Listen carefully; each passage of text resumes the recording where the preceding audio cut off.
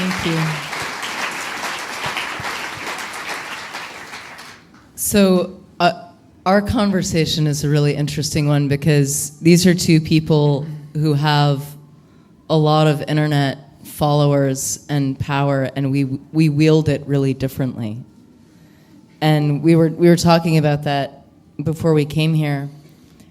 You told me that was the passage that you remembered because I also had a experience where, kind of, if you guys have like a blog that kind of catches off, like at some point there's this kind of realization of, oh, wow, I can really reach a lot of people and direct a lot of energy. And yes, that's like a power, whether it's, hey, come to the book signing, or, hey, do this.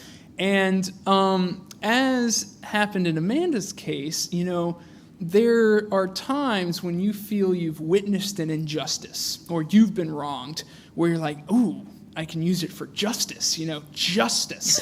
And that's a bad feeling to have. It always backfires. And Amanda, that story is kind of the lesson she learned. When I learned that lesson, my Facebook page had just gotten to, tens of thousands of people, and it was kind of snowballing.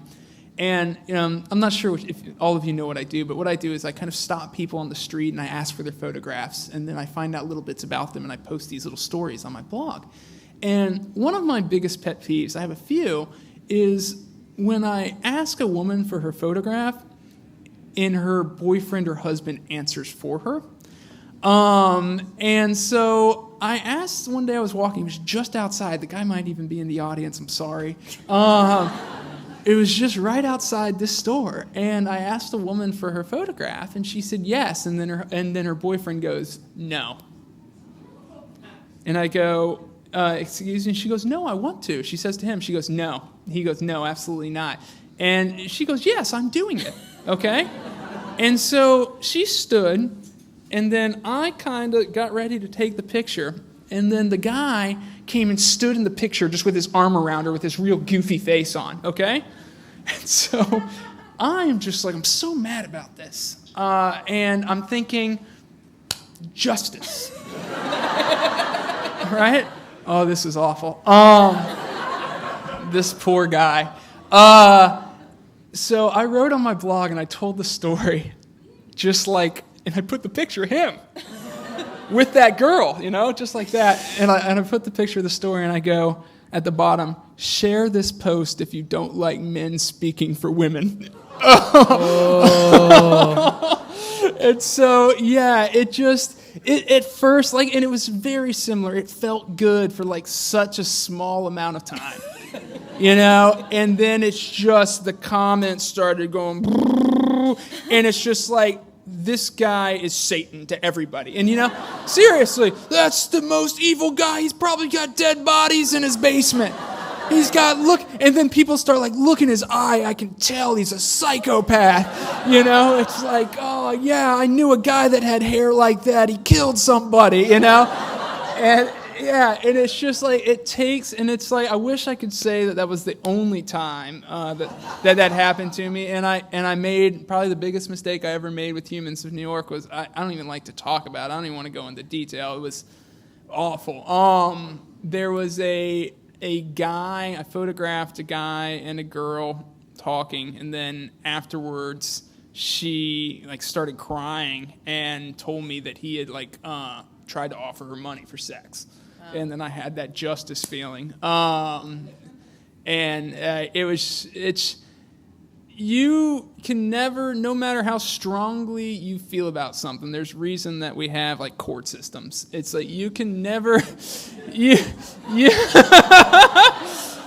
can never just throw something like that to a large group of people because it just gets out of hand. And luckily I learned that lesson earlier than later. Well, this is so on topic for everything I see happening on the internet lately, because it's there's no subtlety, and everybody just wants things to be absolutely black and white, and there's a lot of hunger for justice, but a lot of that hunger and passion seems to be really mislaid. And I mean, I've even in the last couple of weeks, it can be really disheartening, especially after everything I've been through, and you feel like you get to this spot where you realize what works and what doesn't work, which is like, oh, if you put out a bunch of negative shit on your blog and you're going to go after people and serve justice, there's all this fiery blowback and you never get what you wanted. Mm. You actually wind up hurting people, and you've learned that lesson, and you kind of want to say to everybody who's sort of out there with their pitchforks, trying to stab other people and do good, you're like, oh, it doesn't work, actually. Mm-hmm. You're hurting everybody.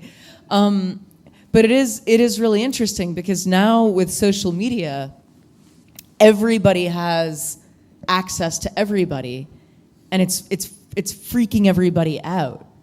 And also the anger and the justice seekers and the violent voices are so loud that they tend to drown out the sort of reasonable people in the background going well, maybe. I mean, it's unbelievable. It's just seriously, if you think about what a PR crisis was 10 years ago, letters coming in 10, 15, 20, 100 a day. Now it's just thousands of people bombing your Facebook page every minute. You're Satan. And I just you see seasoned PR. People just have Twitter meltdowns. They just have Twitter meltdowns. They're taught how to handle a situation, but they get so defensive because it's all coming so fast and so fast. It's just I have to be really, careful about that on, Humans of New York, as I was, another thing that I was saying, through learning that kind of experience is, I have to make judgment calls when people are talking to me that, they'll say something where I think it would be a truthful representation of them. But I know it would ruin their life. Like somebody says something really sexist or really racist or whatever. Yeah, and it's just okay, this is an accurate representation. Because remember, Brandon, in the first few months would be okay, well, we'll see what people think about that, and it's just I'm an artist, but I'm also an artist that, millions of people look at the work immediately. And it's so I have to, make these judgments of, truth versus really hurting this person, even kind of, small things. Maybe it's not always something they did wrong. Maybe they're talking about their sister, and their relationship with their sister. And it's truth or destroying this person's relationship with their sister. It's kind of a new dynamic just because of how it's the commenting, the sharing, I always say that being on Humans of New York now is an act of bravery. It's just if you're saying something about yourself, and you do it every single day on Twitter, you open yourself up, but it's these are people that didn't sign up to be online, celebrities. And, they just, some guy walked up to them on the street with a camera. And, they're putting their secrets out there. They're putting their weaknesses out there for just millions of people, thousands of people who want to comment, who, want to rush to judgment and don't have all the facts. But it's so similar to the things that I go through, because it's basically, it's the price you pay for the flip side, which is everybody actually sees themselves in the humanity of these people, and the fact that these people are so willing to be honest about their lives. And it's when you're talking about art, and I've seen this, just to bring up the obvious one right now, Lena Dunham's new book, it's here she is just sharing an intimate, kind of freaky, personal story, but the rush to judgment doesn't worry me so much for Lena Dunham. I think she'll get over it. What worries me is people looking at that state of the world and going, well, I'll be fucked if I'm going to share my story. If those are the consequences for saying something potentially misinterpretable or misunderstandable or slightly off color. And the real worry is that, things get so frightening and there's so many people who might react to what your story might be, your true story might be, that you just wind up with a really whitewashed world where the only things people are saying on the internet are the safe things. And that's terrifying, given what we could do. And it's freaky. Yeah, and I will say, and Amanda, said this, I was kind of talking about, Amanda and I have completely different green room styles. Like, I'm back there, I'm always, whenever I'm about to go in front of a bunch of people, I'm just kind of sitting there, thinking about what I'm going to say, and, Amanda's changing in front of everybody. She goes, I'm sorry, I forgot to put my dress on, and you guys are going to have to deal with it. She's just like, completely laid back. But I was, talking to her. Sometimes I get nervous before I go on stage, and she says, well, you don't have to worry about my audience, because they are just people who want to appreciate.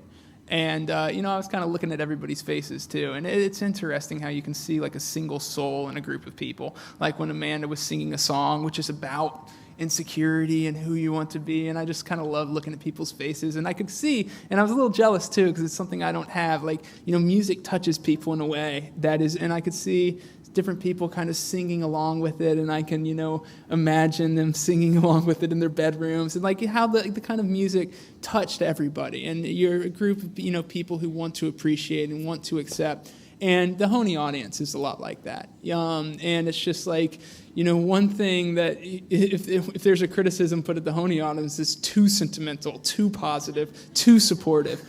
But it's the only way you can be on the internet to sustain something like this. If you're going to have somebody standing up on a pedestal, just bearing their soul and, just telling about their weaknesses or what they feel guilty about or their mistakes, it's like this is the only type of community or audience that would be a sustainable model. Or else it's going to just become such an uncomfortable, sad place to be that nobody's going to want to be on the blog. And so, it's Amanda's ability and hopefully Honey's ability to bring people like this together, which self-regulate too. If we were all a comment section and one guy stood up and, started making fun of people, if this was a different crowd, there'd be laughter, But in this crowd, there'd just be shock and revulsion and get out of here.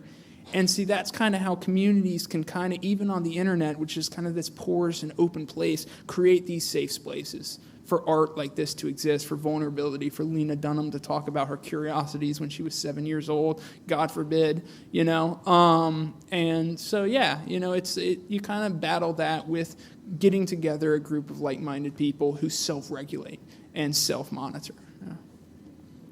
You guys are awesome. It's like an audience appreciation moment.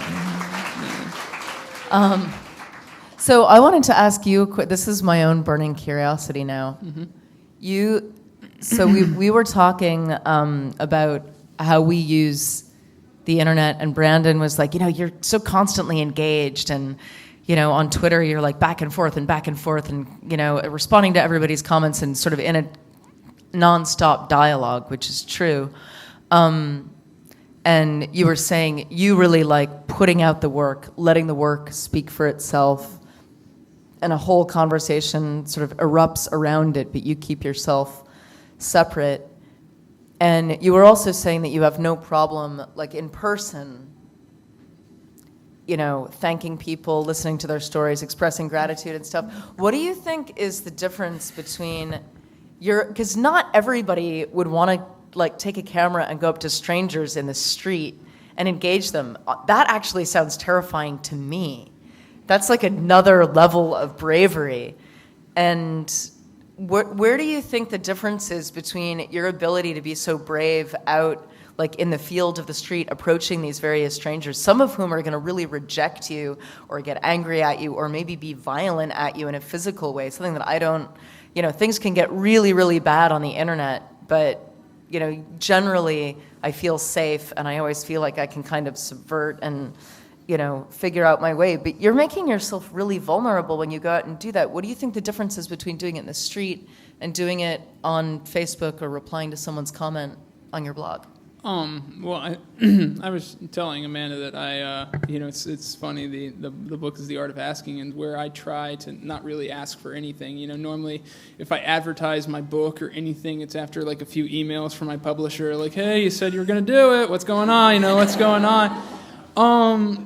There was just, I think, kind of this moment when I moved to New York and nobody was following me, and I started kind of getting my first few followers, and, I just, the kind of ethos that I developed was that I just want to give my audience everything of what they want and nothing of what they don't want, And so it's just kind of this, I almost view like kind of the news feed as kind of like a sacred space, like somebody has invited you kind of into their home. And it's the, I want to be kind of the guest that gives, and then they're telling people about this awesome guest in their home, and then they're, inviting you in, they're inviting you in. And, I've just kind of maybe overcompensated and gotten like addicted to it, or that it's just like it worked, and kind of giving and giving and giving. I'm afraid I don't like to put kind of anything on the blog that is not just a picture and a conversation with somebody on the street which is the art itself. But we were talking about this earlier, and I was like, well, there's also this, there is this, I want to say flip side again, but it's like there's also this aspect that offering, so if these are your readers and your fan base, and you've been giving them just the pure art and the content, and it's free, and then you turn around and you offer them a book for sale, a lot of them might really want to buy the book. Right. And so, it isn't even just like, and now is, like public radio, and now is the time when I ask you to support me so I can actually pay my rent and go out and take these photos. You're even offering them something that they may even want, but even that's can be uncomfortable because you feel like you're going out and you're sort of like polluting the pureness of it by asking something commercial. Yeah, maybe it's the difference between offering and selling. Offer, you kind of present it a few times, take it or leave it, and then just kind of go back, just to doing, the pure content. But yeah, it's just, it's kind of, I don't know, it's just how I do it, yeah. So the TED Talk that the book is based on, it actually was inspired by like exactly that. Because I've had this conversation with so many musicians, especially my friends who felt like they could talk to me in confidence. They were like, well, Amanda, like you have no problem being shameless and asking people to buy your records or getting on stage and asking people to buy your merch or whatever, but like, I just can't, and I can't explain why, but I don't, I just want to make music, or I just want to do my photos, or I just want to make my art. I don't want to have to like go out with my hand out to my audience saying, please help me, because I also need money.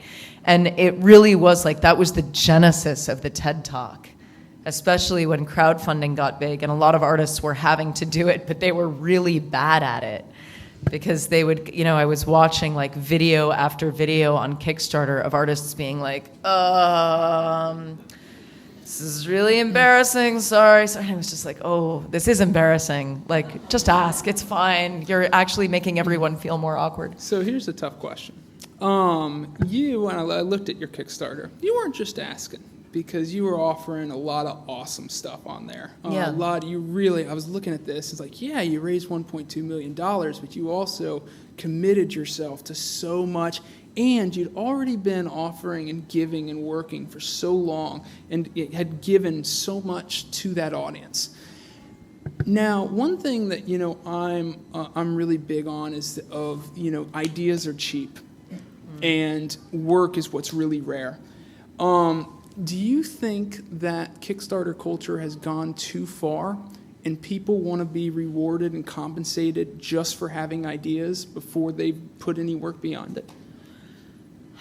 I think Kickstarter culture is strange and is in the midst of self-regulating in a couple of ways. First of all, because now that everybody and anybody can crowdfund, you're all of a sudden seeing this and Haley is sitting right in front of me. She works at Kickstarter, and she will know of which I speak. She also works for me and has worked for the Dresden Dolls. Once everybody has a tool, there is this, there is this sort of regulating ecosystem of everyone going like, well, if I try it, will it work? If I try it, will it work? Like, if I just want to like crowdfund my Bermuda vacation, is there like a magical money tree out there that will just fall on my house? And the answer is like, no. But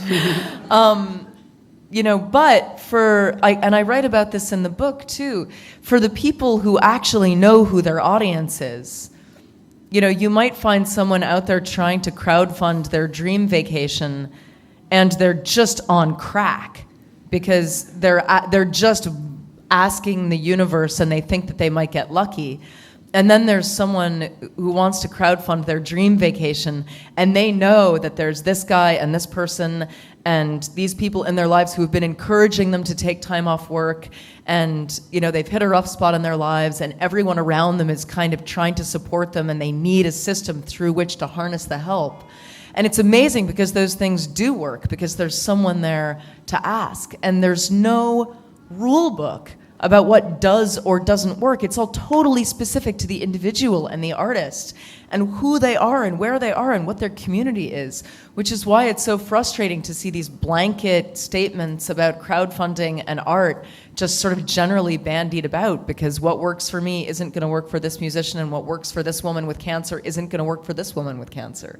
It's all totally personal and really intimate and about that person and their community. And I think people almost don't want to accept that because it's so messy, and everyone just wants, a system that either works or doesn't work. And unfortunately, it's human beings. It doesn't work like that. And so I think there's a little bit of fatigue as certain people try to figure out, will this tool just magically bring me help and money that I'm not otherwise getting? But it is also, it's really magic because people who have had a hard time harnessing a little bit of help from their immediate community are finding all of a sudden, even if it's 40 people helping them do this one small thing they wanted to do, they're all of a sudden able to do it. And I think that that's pretty amazing. So I was gonna take questions from the audience, but I'd love to keep you up here. And if you guys have questions for me or for Brandon about the book, about Humans of New York, about whatever, really totally fair game, hit us. Do you guys think you would be any different as artists if you grew up in a world where social media dictated as much of life as it does now? Like, would you? I don't think I would be that much different as an artist, but my life would be different, for sure. And I've actually, I've thought about that a lot. I grew up listening to a lot of really like dark, heavy, introspective, angsty music, and a lot of the music that I wrote in my teens and 20s was like that, and it's sort of shifted as I've moved into my 30s, and I've often asked myself the question, is that because I'm becoming a balanced human being and getting older, or is it because I've had so much human interaction with so many human beings that have given me hope that it's just like crushed the darkness into a little cave that I can access, but I don't have to live there. And I'm happy to actually not know the answer to that question, because I don't know. Yeah, me neither. I'm sure you should. We'll take one back here. I just want to know, Brandon, like, I know you always want to be like I'm sorry. the one. I'm right here. Can you talk into the mic, because it's hard to hear you? Is this better? Yeah. Yeah, perfect. You always want to be a fan with everybody, right? A fan with everyone. That's just how I portray you. I'm trying to ask, like, what. Do you mean, exactly do I makes you want feel to like that? kind of ride the fence and not offend anyone? Exactly. I would say it's more of having a responsibility to protect the people who decide to be on the blog, as opposed to, like, I don't want to, because, it's very comfortable for me. I get to hide behind anybody's quote. I could put you up there. I'm trying to think of an offensive statement that's not that offensive. I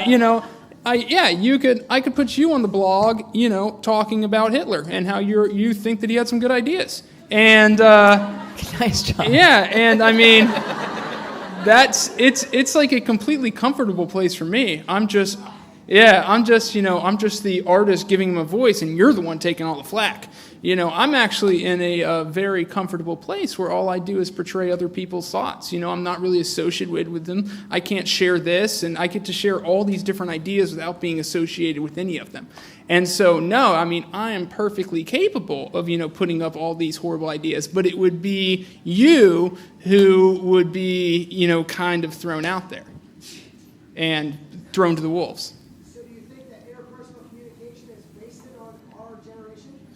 Oh my God, what a question. Is interpersonal communication wasted on our generation? Interpersonal? I want a t-shirt. Yeah. I don't even know if I understand the question, to be honest. Okay, yeah. Well, no, can I interpret it? Please, I'm not sure I totally know what you mean, but I think the question is, here we are, we have, all of a sudden, we all have this immediate access to one another. How are we actually taking advantage of that, or are we all wallowing into the bottom of the cesspool with our ability to actually communicate to each other, and how much of it is being used for harm versus good is kind of how I interpret that. Are we wasting it because we're using it to harm each other instead of using it to help each other? It's just, I guess it's kind of like your, Kickstarter, conversation. Like Facebook, Facebook's kind of a cool thing to hate now because, there's so much frivolous stuff on there. But, I've never used Facebook to talk about my vacation or what food I'm eating or my front seats at the Bulls game, I used it to, kind of create work that I thought was important and kind of spoke to people. So, I guess it kind of goes back to it. It's just they're tools. It's not a good thing or a bad thing. It's just how you use it. Yeah, we were talking earlier about, and it sort of speaks to this and everything else we've been talking about. I didn't start really using Facebook a lot, like really engaging with it until this last Christmas, where I finally was like, oh my God, it's finally time. I've been really Twitter-centric. I'm going to finally go on Facebook and hang out daily and see what's happening there. I've been warned, I've been entreated, and I'm finally going to go. And I found that the environment there was really different. It was like going to a foreign country where in Twitterland, everyone kind of acted this way and spoke this dialect. And I wound up over on Facebook, and I really got myself in trouble a number of times, like especially in the first month or two, because I was following Twitter etiquette, where I was like, oh, I'll share this article, and I'll share this, and I hadn't realized the big lesson that I learned, and I've now applied it, is that sharing something on Facebook, an article about politics, about feminism, about some topic du jour, sharing an article is the equivalent of endorsing it, and I hadn't understood that. I was look at this. Hey, world, look at this happening. And everyone was like, oh, why are you pointing at that thing? Fuck you. And I was like, I'm sorry. I'm just pointing. Oh, okay. And I didn't know. And the internet is really interesting that way. There's languages and dialects and etiquette, and they're evolving at a crazy speed. And sometimes it feels like, we have no control, and then sometimes I'll get really hopeful. Like, I'll do something like that, go on Facebook, a bunch of trolls will pop up, scream and yell, and then sometimes in these beautiful moments, the community will sort of slowly rise up and eat the evil, kind of like whack-a-mole. It's like the community will rise up with its reasonable voice and say, you're misunderstanding. This is just sharing. This isn't accusing. This isn't about hate. Everyone calm down. And it can be really, it's like looking at the best and worst of humanity, kind of like a game show sometimes. Some days, and watching the speed at which it happens is insane. And, here's hoping that the good actually does rise, and the internet doesn't get so fearsome and so terrible that it isn't useful to us. That would be a shame. And we should take another question because I'm going to cry. question right over here. Hi, Amanda. How are you? Congratulations on all your success, by the way. Thank you. My name is... We can hear you. Oh, can you? Yeah, Okay. talk into the mic though. Hello? Yeah. Okay. Well, my name is Jessica Shockness, and I represent Concrete Rose Magazine. And I would just like to know, before you actually met Anthony, I believe you said was his name, I guess in your childhood or early adolescence, did you have an issue with pride or humbling yourself to actually ask for favors or ask for handouts? Well, I think, I mean, like Anthony has been a big part of my life, but also, you know, he was from that other era. He was raised in an Italian-American family. He, you know, he was a karate master. You know, he gave me my first can of mace. He was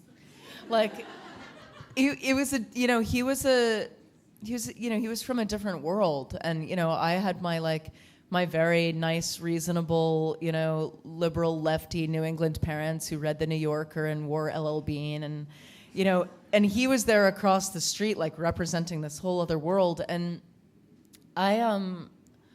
you know, I'm so fascinated nowadays. I just taught and did a workshop at Bard College and had such a strange experience looking like, and it's funny, you should be sitting here, like looking at yourself reflected in other people and looking at humanity and starting to piece together the story of your own life is, you know, as an artist, it feels like such a privilege that you get to look out and see yourself reflected in others, as I did in this this show I just did at Bard. It was with 14 students who are, you know, mostly around 21 years old, and I was sort of looking at them going, oh my God, like who was I at 21? And, you know, and even like really able to slip back into that feeling of being in college and being so freaked out and afraid of everybody's judgment and, you know, trying so desperately to be smart and to be cool and to feel intelligent and all of this stuff that I saw reflected in these kids, and not just reflected in these kids because they were going through it, because I still feel like I'm fucking going through it, and I'm 38, and I'm like, when does this end? Like, when do I graduate from, like, you know, from feeling judged by my fellow man? And, you know, I think it's almost like an honor to actually get to the place where I think I can actually look at my own past as a kid, as a girl especially, and finally forgive myself for being so fucked up at 9 and 12 and 15 and go, you know, it wasn't just you. You were in a, like, the place you grew up was pretty weird. The things that people were telling you weren't helping you that much. And it's, you know, and I feel like I'm just like in my late 30s now. I feel like I'm just starting to get there where I'm like, you know, you may have been fucked up and you may have been strange and you may have been going through all these things, but like, it's fine. Your environment was crazy. You know, just let it go. And it feels like taking that and like taking what I've learned from that is like the best place to start when I'm making work and I'm wondering what it is now, like I want to put back out into the world, if it's going to hit anybody and if it's going to hit someone who's 15 or 25 or 65. It's like, how can I now speak to that? And I can't fix anyone or anything. I mean, the book, it's like, it's the furthest thing from a self-help book ever written. It's like, you know, I was talking to a journalist the other day and I was like, it's a self-hate book with possibly a self-help silver lining if you're really clever and you can tease it out. But, you know, but if all we can do as artists, and, you know, perfect example with Humans of New York, it's not that we sit there levying judgment on ourselves or on anyone else, but if we can make someone feel less alone for 5 seconds, that's like the biggest thing we can do. And sometimes it's enough to just accept that, like, that's enough. As if I can just do that, if I can speak to what it felt like to be 15 or 25 or 37 and all fucked up, like, that's enough. And maybe I can't do any more than that, but that's enough, and I can just accept that.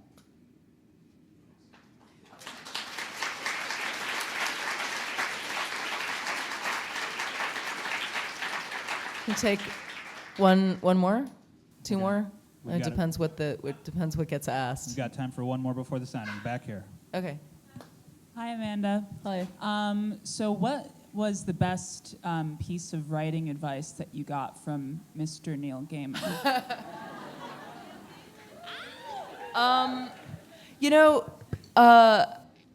Writing this book with Neil in my life was a huge gift.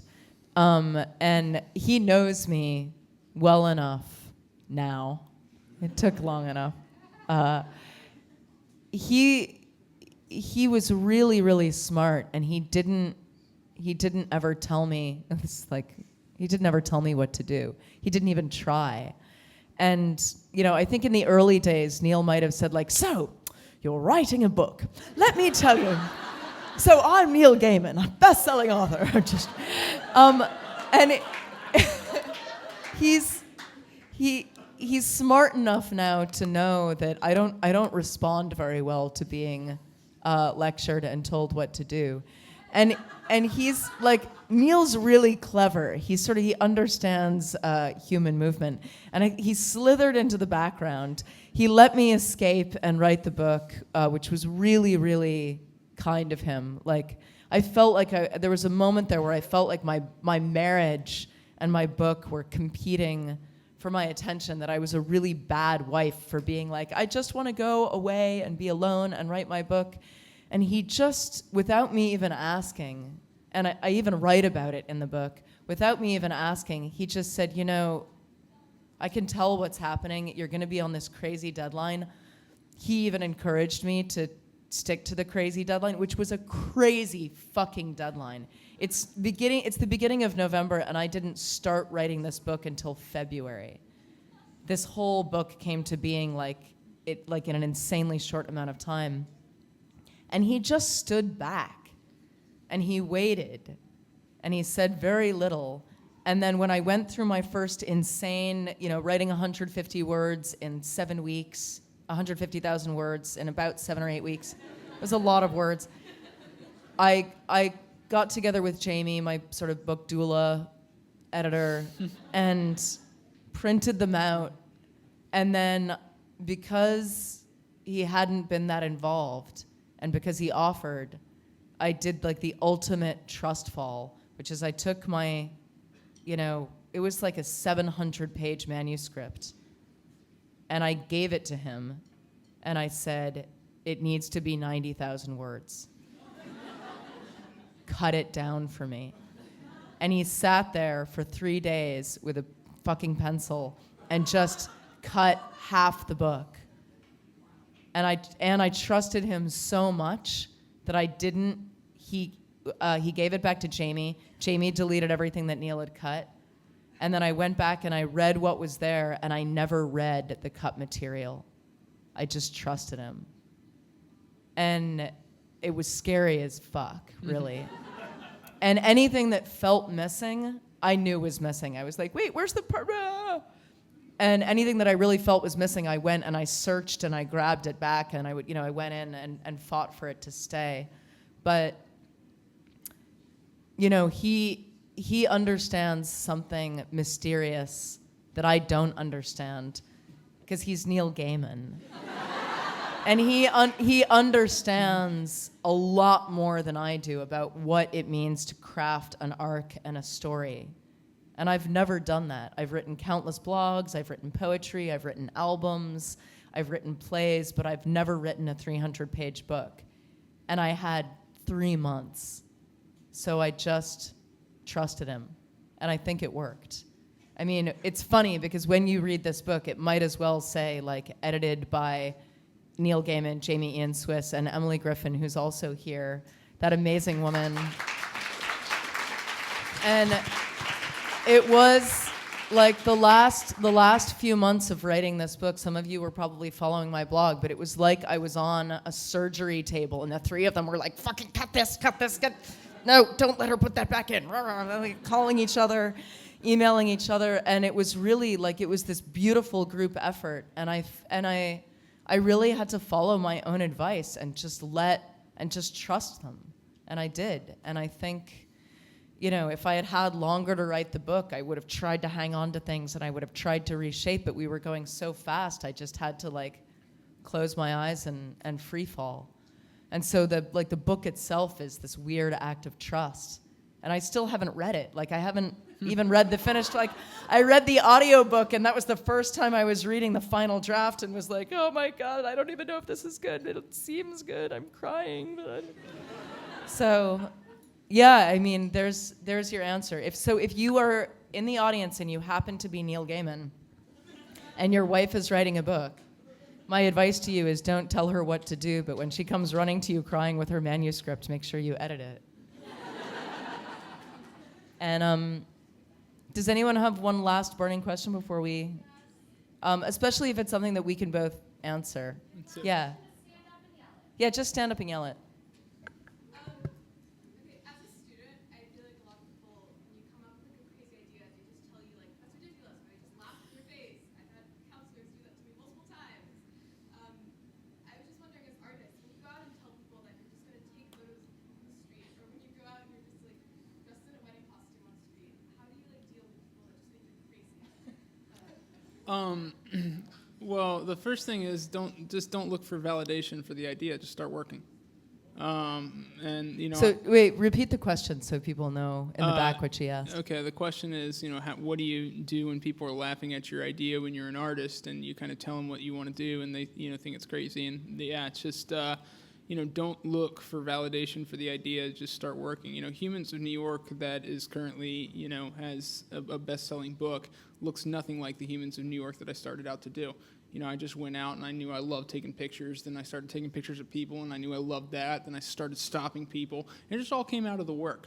And, you know, there's, like I said, you know, I think this was kind of a question earlier, like how does social media kind of change how artists work, is you've got a lot of people looking for validation way too quick. They want validation without work. And that's where everybody gets tripped up. They put out 1 or 2 songs, they don't get enough likes, they don't get enough comments, they don't get enough shares, and then they quit. Because the validation comes so fast. You got these examples of viral successes that everybody wants the validation for their work right away. And the thing is if you want to make it, you got to focus on what you can control, and you can't control the feedback to your work. You can only control your work. If you want to be a writer, focus on writing 5 pages every single day. If you can't do that, 1 page every single day. If you want to be a piano player, can you control if you write good songs? No. You can control that you practice for an hour every single day. So the only way to get out of that muck where people are laughing at your ideas is to focus on the work until you created something that's so great that it's impossible to laugh at. Yeah.